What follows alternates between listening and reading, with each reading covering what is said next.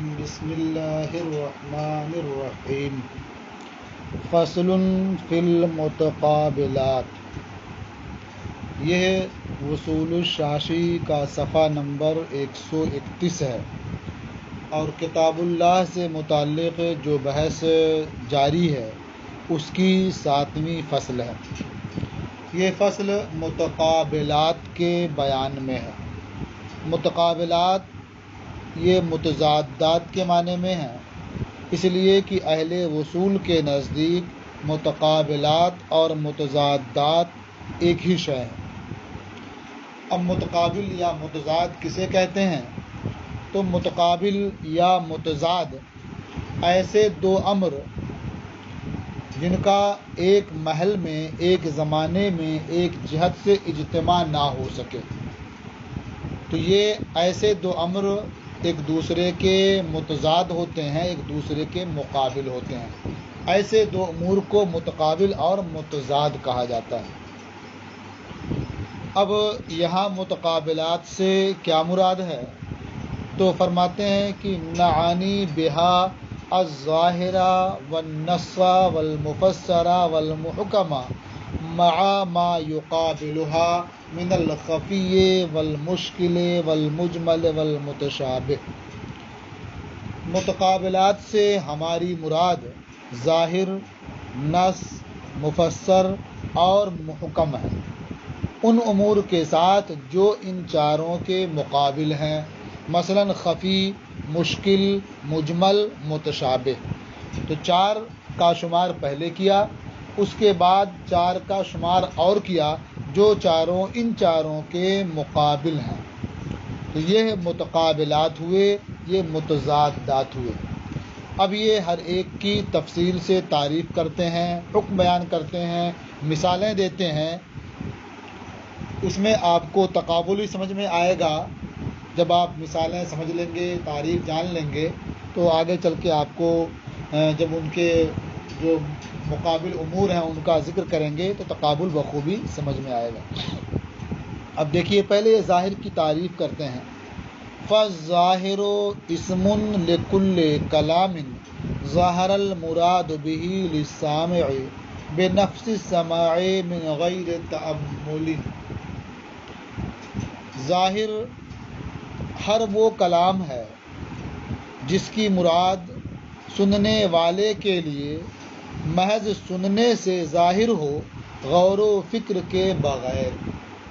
یعنی کلام اتنا واضح ہو کہ سننے والا جب سنے تو محض سن لینے سے ہی مراد ظاہر ہو جائے، مراد واضح ہو جائے، غور و فکر کی ضرورت پیش نہ آئے، تو اس کلام کو وہ اہل وصول کی اصطلاح میں ظاہر کہا جاتا ہے۔ اور اس کے قریب نص ہے، اس لیے نص کی تعریف فوراً کر دیتے ہیں۔ فرماتے ہیں وَالنَّصُّ مَا سِيقَ الْكَلَامُ لِأَجَلِهِ۔ اور نص وہ کلام ہے جس کے لیے، یعنی جس کے موجب کو ثابت کرنے کے لیے، بتانے کے لیے وہ کلام لایا گیا ہو۔ تو اب ظاہر اور نص دونوں کی تعریف ایک ساتھ کر دی۔ اب ترجمہ دیکھ لیں، پھر مثال دیکھیں۔ فَالظَّاهِرُ اسْمٌ لِكُلِّ كَلَامٍ ظَهَرَ الْمُرَادُ بِهِ لِلسَّامِعِ بِنَفْسِ السَّمَاعِ مِنْ غَيْرِ تَأَمُّلٍ۔ تو ظاہر ہر اس کلام کا نام ہے جس کی مراد سننے والے کے لیے محض سننے سے ظاہر ہو جائے، بغیر غور و فکر کے، بغیر تأمل کے۔ وَالنَّصُّ مَا سِيقَ الْكَلَامُ لِأَجَلِهِ۔ اور نص وہ ہے جس کے لیے کلام لایا گیا ہو۔ جس کے لیے لانے کا مطلب جس کے موجب کو، جس کے معنی اور مفہوم کو بتانے کے لیے کلام کو لایا گیا ہو، اسے نص کہتے ہیں۔ اب مثال پیش کرتے ہیں جس سے ظاہر اور نص دونوں کی وضاحت ہوتی ہے۔ فرماتے ہوئے مثالہ فی قولہ تعالی۔ اور اس کی مثال، یعنی جس کا ذکر ہوا، مثلا نص اور ظاہر دونوں کی مثال اللہ تعالیٰ کی اس ارشاد میں ہے، احل اللہ البیع وحرم الربا۔ اللہ نے بیع حلال کی اور ربا کو حرام قرار دیا. تو یہ آیت جو لائی گئی ہے یہ بیع اور ربا کے درمیان فرق بتانے کے لیے لائی گئی ہے کہ بیع اور ربا دونوں ایک نہیں ہیں بلکہ دونوں الگ الگ چیزیں ہیں. تو بیع اور ربا کے درمیان فرق بتانے کے لیے یہ آیت لائی گئی ہے. یہ فرق بتانے کی ضرورت کیوں پیش آئی؟ اس لیے کہ کفار نے یہ دعویٰ کیا اور یہ کہا کہ بیع اور ربا دونوں یکساں ہیں، دونوں ایک چیز ہیں. انہوں نے کہا انما البیع مثل الربا، بیع ربا ہی کی طرح سے ہے، یعنی جیسے ربا ہے ویسے بیع بھی ہے. تو دونوں میں فرق ہے. اس بات کو بیان کرنے کے لیے یہ آیت لائی گئی احل اللہ البیع وحرم الربا. اور اسی سے یہ بھی معلوم ہو گیا کہ اللہ تعالیٰ نے بیع کو حلال فرمایا ہے اور ربا کو حرام قرار دیا ہے. یہ آیت سننے سے ہی ایک کا حلال ہونا اور ایک کا حرام ہونا معلوم ہو گیا. غور و فکر کرنے کی کوئی ضرورت پیش نہیں آئی. لہٰذا یہ آیت کریمہ بیان فرق میں نص ہے اور بیع کے حلال ہونے اور ربا کی حرمت کے سلسلے میں یہ ظاہر ہے. تو یہ آیت ظاہر کی مثال بھی ہے اور نص کی مثال بھی ہے. تو جس کے لیے یہ آیت لائی گئی اس کے لیے یہ نص ہے، اور جو مفہوم اس سے بالکل ظاہر ہے، واضح ہے، اس کے لیے یہ ظاہر ہے. وَمِثَالُهُ فِي قَوْلِهِ تَعَالَى، اور اس کی مثال یعنی نص اور ظاہر میں سے ہر ایک کی مثال اللہ تعالیٰ کے اس ارشاد میں احل اللہ البیع وحرم الربا کہ اللہ نے بیع کو حلال کیا اور ربا کو حرام قرار دیا. فالآیت سیقت لبیان التفرقۃ بین البیع والربا، تو یہ آیت کریمہ بیع اور ربا کے درمیان فرق بیان کرنے کے لیے لائی گئی ہے. یہ فرق بیان کرنے کا کام کیوں لگا؟ ردن لما ادعاہ الکفار من التسویہ بینہما، اس کے رد کے لیے جس کا کفار نے دعویٰ کیا، یعنی بیع اور ربا کے درمیان برابری. تو کفار نے بیع اور ربا کے درمیان برابری کا دعویٰ کیا، تو ان کے اس دعوے کے رد کے لیے یہ آیت لائی گئی تاکہ بیع اور ربا میں فرق بیان کر دیا جائے. اب انہوں نے دعویٰ کیسے کیا تھا؟ حیث قالوا انما البیع مثل الربا، چنانچہ کفار نے کہا کہ بیع ربا ہی کی طرح سے ہے. وقد علم حل البیع وحرمت الربا بنفس السماع فصار ذلك نصا في التفرقة ظاہرا في حل البیع وحرمت الربا، اور نفس سما سے محض یہ آیت سننے سے ربا کی حرمت اور بیع کی حلت معلوم ہو گئی. انہیں سمجھ لیا گیا کہ بیع یہ حلال ہے اور ربا یہ حرام ہے. فصار ذلك نصا في التفرقة ظاہرا في حل البیع وحرمت الربا، لہذا یہ کلام، یہ آیت کریمہ تفرقہ میں یعنی بیع اور ربا کے درمیان فرق بیان کرنے میں یہ نص ہے، اور بیع کی حلت اور ربا کی حرمت کے سلسلے میں یہ ظاہر ہے. یہ ایک مثال ہوئی ظاہر اور نص کی. ایک دوسری مثال بیان کرتے ہوئے فرماتے ہیں وَكَذَلِكَ قَوْلُهُ تَعَالَى فَانْكِحُوا مَا طَابَ لَكُم مِّنَ النِّسَاءِ مَثْنَىٰ وَثُلَاثَ وَرُبَاعَ، اور یوں ہی اللہ تعالیٰ کا ارشاد فَانْكِحُوا تو نکاح میں لاؤ، مَا طَابَ لَكُم مِّنَ النِّسَاء جو عورتیں تمہیں اچھی لگیں، خوش آئیں، مثنا دو دو، وثلاثہ اور تین تین، ورباع اور چار چار. تو نکاح میں لاؤ جو عورتیں تمہیں خوش آئیں، دو دو اور تین تین اور چار چار. تو یہ آیت، یہ کلام جو یہاں لایا گیا کس لیے؟ بیان عدد کے لیے. یعنی عورتوں کی کتنی تعداد ہو سکتی ہے، بیویوں کی تعداد کہاں تک ہو سکتی ہے، اسے بتانے کے لیے یہ کلام لایا گیا۔ یہ آیت یہاں پیش کی گئی ہے۔ وقد علم الاطلاق والاجازت بنفس السما، اور آیت سننے سے ہی یہ سمجھ میں آ گیا کہ جو عورتیں تمہیں اچھی لگیں ان سے نکاح کرنا تمہارے لیے مباح ہے، تمہارے لیے اس کی اجازت ہے۔ یعنی یہاں امر یہ وجوب کے لیے نہیں ہے بلکہ اباحت کے لیے ہے۔ تو جو کلام سے واقف ہیں وہ اچھی طرح سے یہ کلام سنتے ہی یہ سمجھ گئے کہ یہاں اطلاق ہے اور اجازت ہے۔ تو یہ آیت کریمہ حق اطلاق میں ظاہر ہے، یعنی جو عورتیں پسند آئیں ان سے نکاح کرنا مباح ہے، ان سے نکاح کی اجازت ہے، اس سلسلے میں یہ کلام ظاہر ہے۔ اور بیویوں کی تعداد کے بیان میں یہ آیت کریمہ نص ہے۔ تو یہ آیت بھی ظاہر اور نص دونوں کی مثال ہے۔ تسیق الکلام لبیان العدد، یہ کلام یعنی فانکحوا ما طاب لکم، یہ کلام بیویوں کی تعداد بیان کرنے کے لیے لایا گیا ہے۔ وقد علم الاطلاق والاجازت بنفس السما، اور محض کلام سننے سے ہی نکاح کی اباحت اور پسندیدہ عورتوں سے نکاح کی اجازت معلوم ہو گئی۔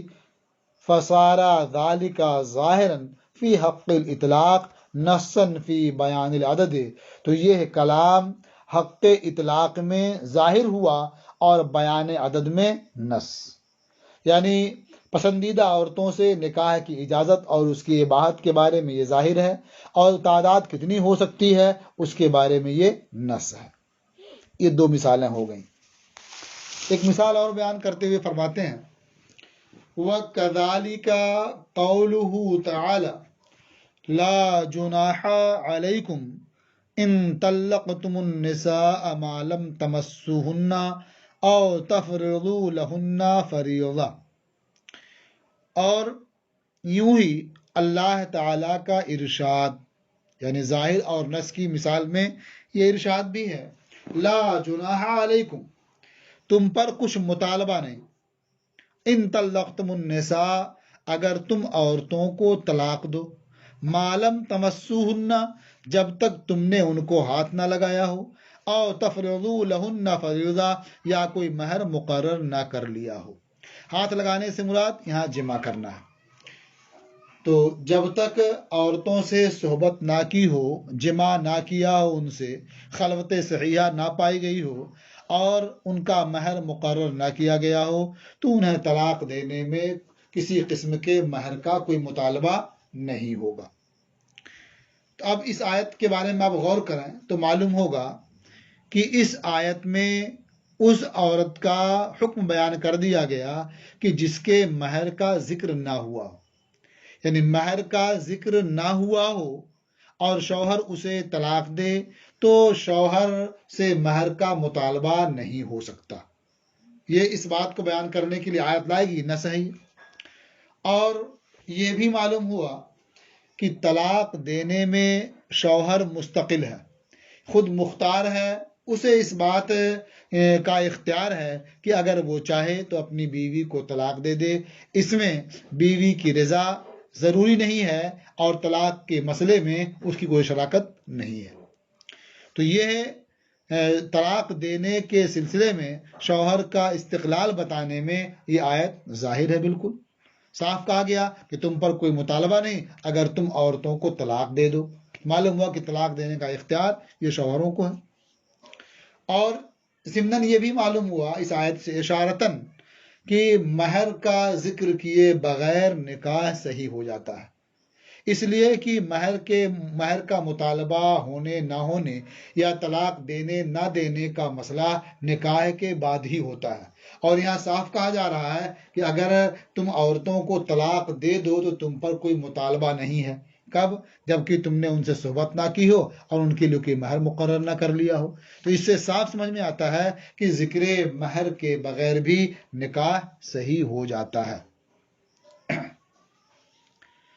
تو کہتے ہیں وَكَذَلِكَ قَوْلُهُ تعالیٰ، اور یوں ہی اللہ تعالیٰ کا ارشاد لا جناح علیکم ان طلقتم النساء ما لم تمسوهن او تفرضوا لهن فریضہ نص فی حکم من لم یسمى لها المہر، نص ہے اس عورت کے حکم بیان کرنے میں جس کے لیے مہر کا ذکر نہ کیا گیا ہو، وظاہر فی استبداد الزوج بالطلاق، اور طلاق کے مسئلے میں شوہر کے استقلال کے سلسلے میں ظاہر ہے، وَإِشَارَةٌ إِلَىٰ أَنَّ النِّكَاحَ بِدُونِ ذِكْرِ الْمَهْرِ يَصِحُّ، اور اس آیت میں اشارہ ہے اس بات کی جانب کہ مہر کے ذکر کے بغیر نکاح صحیح ہوتا ہے۔ اب ایک مثال اور دیتے ہیں، پھر اس کے بعد ظاہر کا حکم بیان کریں گے۔ وَكَذَلِكَ قَوْلُهُ عَلَيْهِ السَّلَامُ، اور اسی طرح سے نبی کریم علیہ السلام کا ارشاد بھی ظاہر اور نص کی مثال ہے۔ حضور ارشاد فرماتے ہیں من ملک ذا رحم محرم منہ اعتق علیہ یا اوتق علیہ، جو شخص ذو رحم محرم اپنے ذو رحم محرم کا مالک ہو جائے تو وہ اس شخص پر آزاد ہو جائے گا۔ یہاں دو چیزیں حدیث میں ہیں، ایک ہے رحم اور ایک ہے محرم۔ رحم کے بارے میں آپ کو معلوم ہونا چاہیے کہ یہ را پر زبر ہے اور ہا پر چاہے ساکن پڑھیں، چاہے زبر پڑھیں، چاہے زیر پڑھیں، تینوں طرح سے پڑھ سکتے ہیں۔ رحم کہتے ہیں یہ اس جگہ کو جہاں بچہ پروان چڑھتا ہے، بچہ بنتا ہے، یا کہہ سکتے ہیں کہ ماں کے پیٹ میں جو بچے کے رہنے کی جگہ ہوتی ہے، جو اس کا مستقر ہوتا ہے، وہی رحم ہے، شکم کہتے ہیں جس کو۔ اور محرم کا مطلب کیا ہوتا ہے؟ محرم سے مراد وہ قریبی ہوتا ہے، وہ رشتہ دار ہوتا ہے جس سے کبھی نکاح نہ ہو سکے، یعنی ہمیشہ کے لیے نکاح اس سے حرام ہو۔ تو جو اس طرح سے قرابت والا ہو کہ جس سے ہمیشہ کے لیے نکاح حرام ہو، اسے ذو رحم محرم کہتے ہیں۔ تو مسئلہ کیا ہے کہ جو شخص ذو رحم محرم کا مالک ہو جائے، اسے خرید لے یا کسی بھی طرح سے اس کا مالک بن جائے تو ذو رحم محرم فوراً آزاد ہو جائے گا۔ اور اس پر آزاد ہونے کا مطلب کیا ہے کہ اس کے لیے حق ولا ثابت ہوگا، یعنی جب وہ ذو رحم محرم انتقال کر جائے گا اور اصحاب فرائض میں سے کوئی نہ ہو اس کا، تو پھر جو حق ولا ہے وہ بھی اسی کو ملے گا جس کی ملکیت میں آنے کے بعد وہ آزاد ہوا ہے۔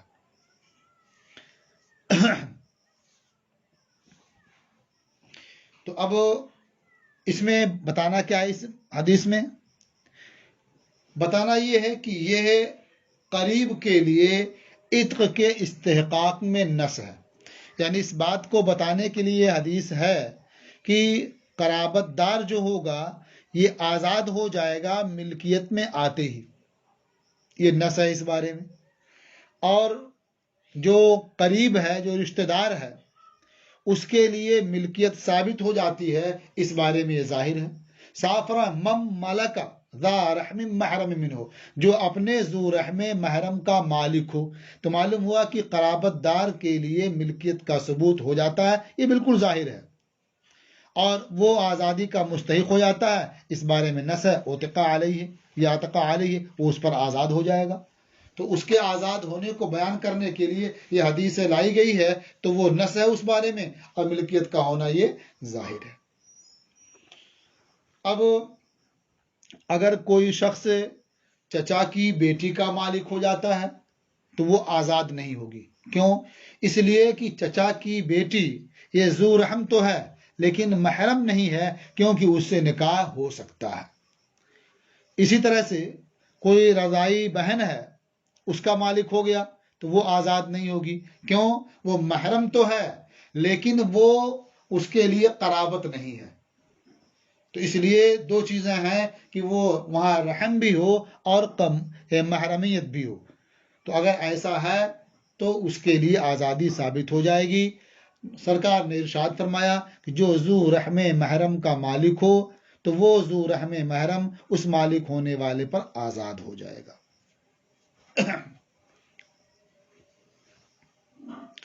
وَكَذَلِكَ قَوْلُهُ علیہ السلام، اور یوں ہی نبی کریم علیہ السلام کا ارشاد، من ملکا ذا رحم محرم منہ عتق علیہ، جو شخص اپنے ذو رحم محرم کا مالک ہو جائے وہ اس پر آزاد ہو جائے گا۔ نص فی استحقاق العتق للقریب، یہ حدیث نص ہے قریب کے لیے آزادی کے استحقاق میں۔ وظاہر فی ثبوت الملک لہ، اور ظاہر ہے قریب کے لیے ملکیت کے ثبوت میں۔ یہ ظاہر اور نص دونوں کی مثالیں بیان فرما رہے تھے۔ اب اس کے بعد یہ ظاہر اور نص کا حکم بیان فرماتے ہیں، اور اس پر پھر جو احکام متفرع ہوتے ہیں اسے بیان فرماتے ہیں، جو انشاءاللہ کل آپ سماعت فرمائیں گے۔